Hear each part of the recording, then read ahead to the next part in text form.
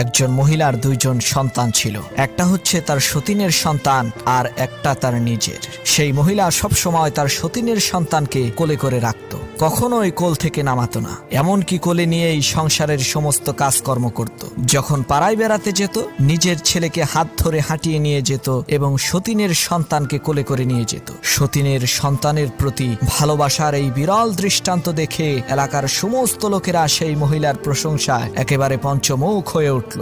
সবার মুখে একই কথা, এই মহিলার মতো ভালো মহিলা আর নাই। একদিন পাড়ার এক মেয়ে লোক এসে বলল, বুবুজান, নিজের ছেলেকে এরকম অবহেলা করে সতীনের ছেলেকে এত আদর করা ঠিক হবে না, এতে আপনার নিজেরই ক্ষতি। তখন সেই মহিলাটি বলে উঠল, শোনেন বুবু, আমার ছেলেকে আমি অবহেলা করি না, এটা লোকদের বোঝার ভুল। তাকে আমি হাঁটিয়ে নিয়ে বেড়াই যাতে তার পা শক্ত হয়, আর সতীনের ছেলেকে সবসময় কোলে করে রাখি যাতে সে কোনোদিন হাঁটতে না শিখে। কোলে থাকতে থাকতে সে যাতে অচল আর পঙ্গু হয়ে যায়।